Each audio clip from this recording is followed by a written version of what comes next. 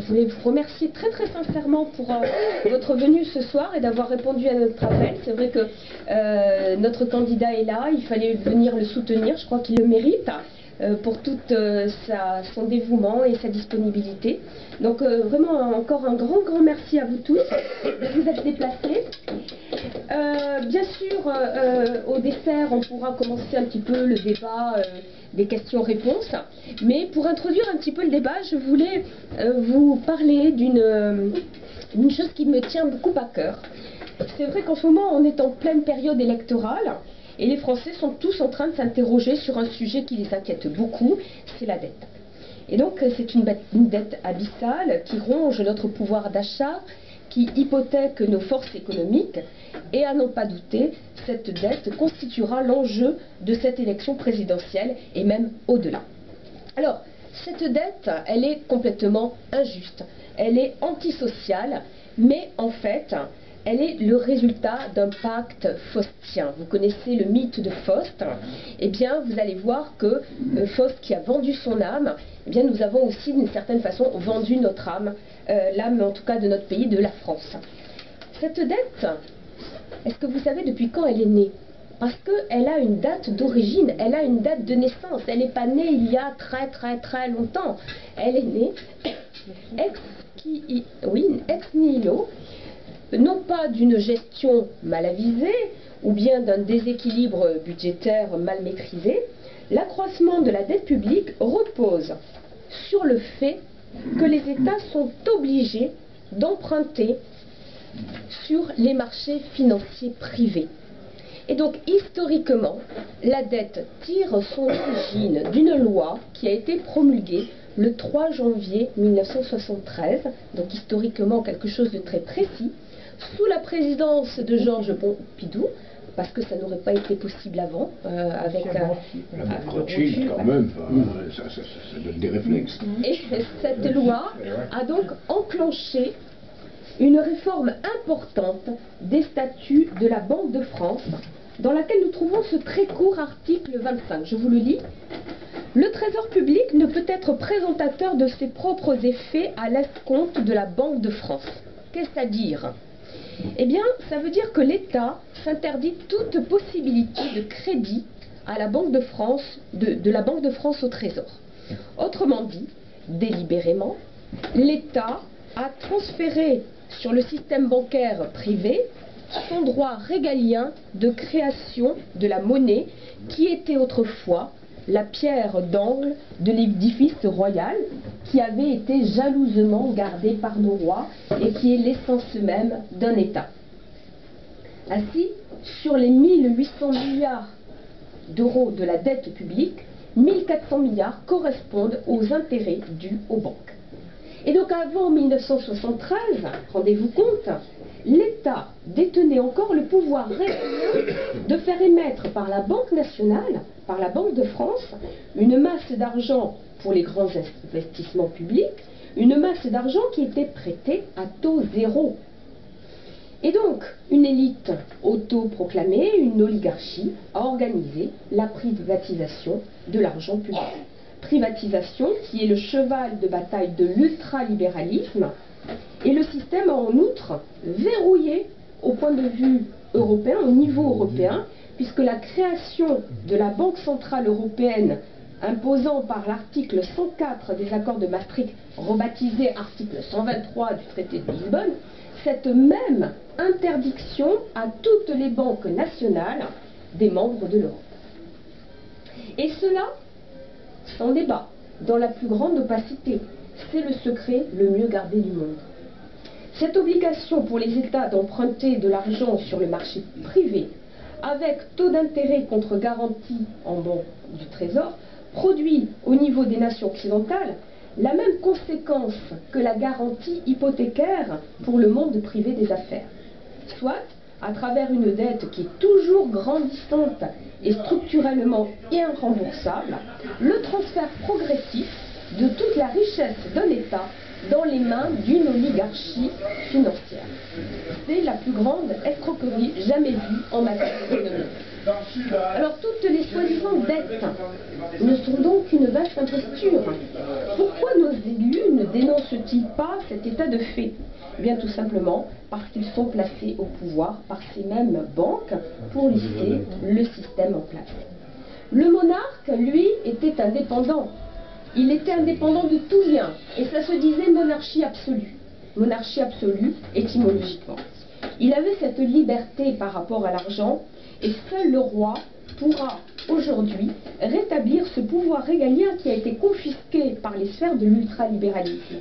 Lui seul pourra mettre fin à un système d'escroquerie qui ne durera que tant que les citoyens ignorent encore qu'il fonctionne. Dans le système monarchique, la banque était tenue en respect, parce que le roi détenait le pouvoir régalien de pouvoir battre monnaie. Le processus de domination des banques commence au moment où elles s'émancipent du pouvoir politique pour devenir en réalité un pouvoir caché, un pouvoir occulte.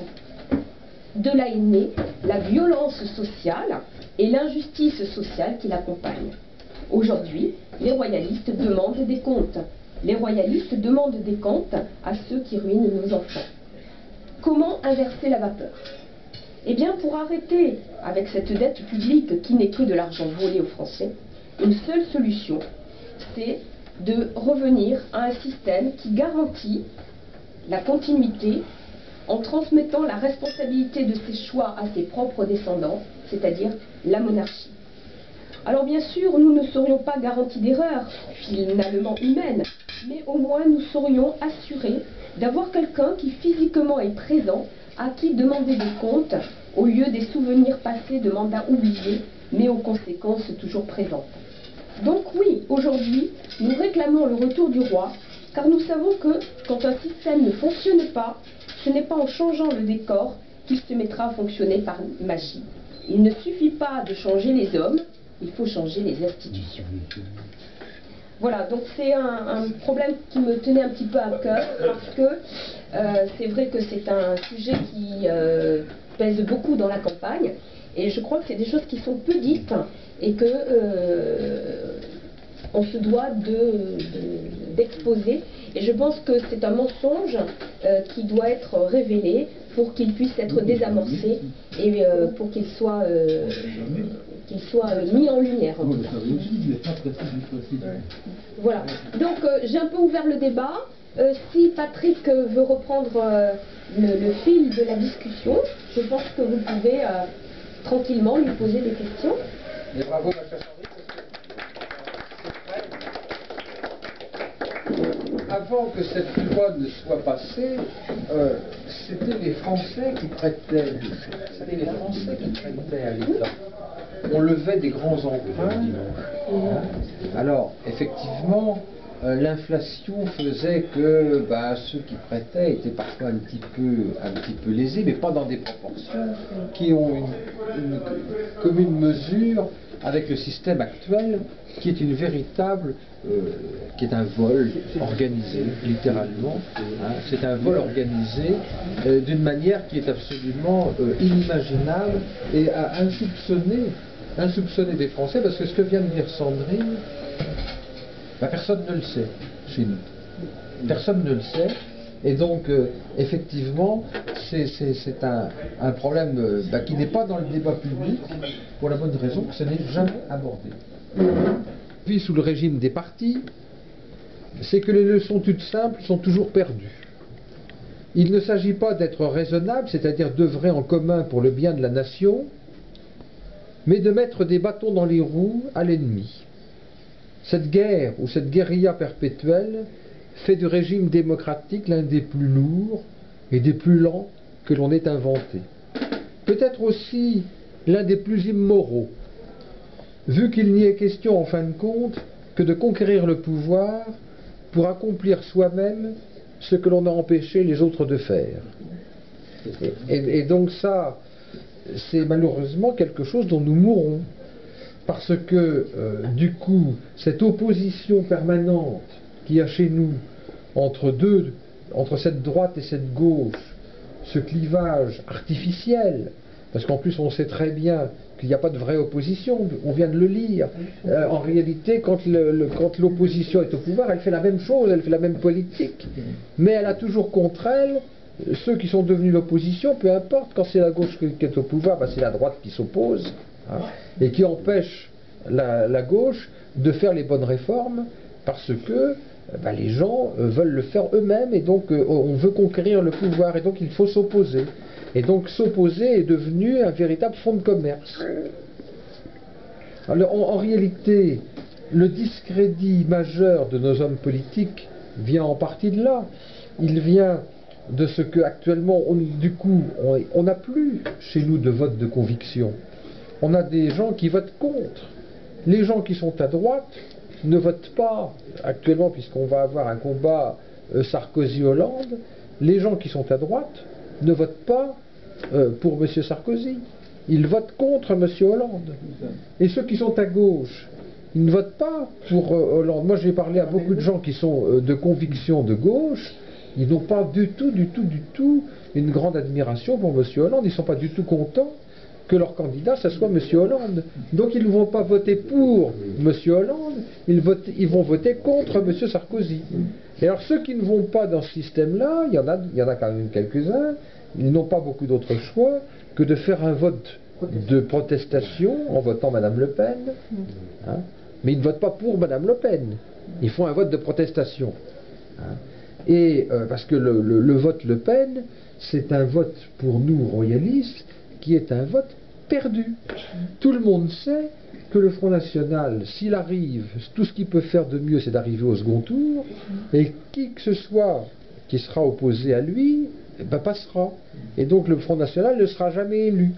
Par conséquent, c'est véritablement un mouvement politique qui est le mouvement parfait de la désespérance. Parce que très républicain. Comment ? Et très républicain. Donc il n'y a pas d'espérance possible dans un mouvement comme celui-là. Donc, alors après, il y a toute la frange considérable de ceux qui sont encore peut-être un peu plus éclairés que tous les autres et qui eux s'abstiennent tout court ou qui votent blanc. Parce que ceux-là disent de toute façon quelle importance, et c'est la phrase que je disais tout à l'heure, choisir entre la droite et la gauche, c'est à peu près aussi efficace que de décider de changer de cabine sur le Titanic.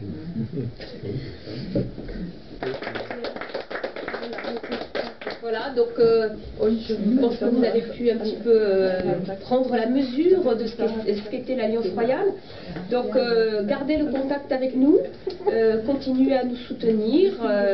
Vous pouvez donc vous abonner au bulletin, vous pouvez consulter également sur le site de l'Alliance Royale et sur Internet toute l'actualité de Patrick en ce moment. Vous pouvez aller sur le blog local, le blog de l'Alliance Royale Alsace. Et puis vous pouvez évidemment adhérer et nous soutenir à fond, j'allais dire, dans cette action que nous menons. Encore un grand merci à Robert, qui lui est la cheville ouvrière de tous les déplacements de Patrick, qui continue toujours à agir avec efficacité et beaucoup d'entre-gens. Et donc merci encore une dernière fois à vous pour votre présence parmi nous aujourd'hui et pour votre soutien. Merci.